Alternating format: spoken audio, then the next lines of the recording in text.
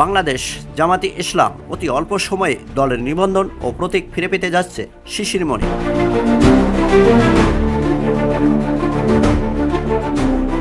আসসালামু আলাইকুম।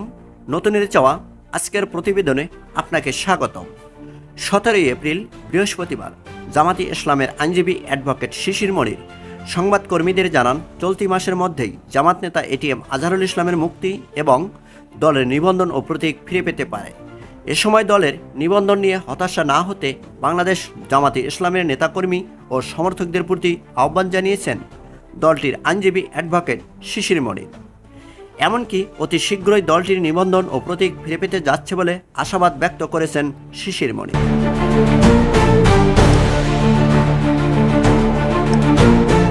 আসন্ন নির্বাচন নিয়ে এখন পর্যন্ত অন্তর্বর্তী সরকার সুনির্দিষ্ট তারিখ ঘোষণা না করলেও ভোটের প্রস্তুতি নিতে শুরু করেছে রাজনৈতিক দলগুলো। এরই মধ্যে পিছিয়ে নেই বাংলাদেশ জামাতে ইসলামীও।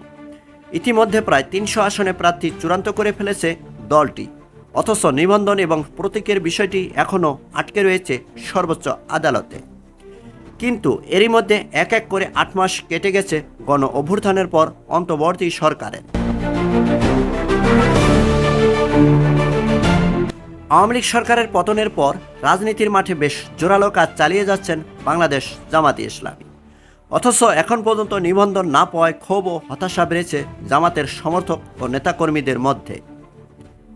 অন্যদিকে আবার বিষয়টিকে স্বাভাবিক বলছেন দলের আইনজীবীরা। এ বিষয়ে অ্যাডভোকেট শিশির মণির বলেন, যৌক্তিক কারণে বিলম্ব হলেও হতাশা হওয়ার কারণ নেই। শীঘ্রই নিবন্ধন ও প্রতীক ফিরে পাওয়ার মামলার চূড়ান্ত রায় প্রকাশ হবে। অ্যাডভোকেট শিশির মণির বলেন, গত বছরের 5 আগস্টের পর আইনি প্রক্রিয়ায় অন্যান্য দলের শীর্ষ নেতারা মুক্ত হলেও এক যুগের বেশি সময় ধরে কারাগারে রয়েছেন এটিএম আজহারুল ইসলাম জামাত নেতা। সেটিকে নিয়েও আবার অসন্তোষ রয়েছে দলটির ভিতরে এবং বাহিরে। অ্যাডভোকেট শিশির মণির বলেন, মুক্তির আইনি প্রক্রিয়া শেষ, এখন শুধু শুনানির অপেক্ষা। জামাতের এই আইনজীবী আরও বলেন, আগামী রবিবার 20 এপ্রিল থেকে দেশের সর্বোচ্চ আদালতে বিচার কাজ শুরু হবে, কিন্তু 23 থেকে 30 তারিখ পর্যন্ত প্রধান বিচারপতি দেশের বাইরে থাকবেন জানিয়েছেন শিশির মণি।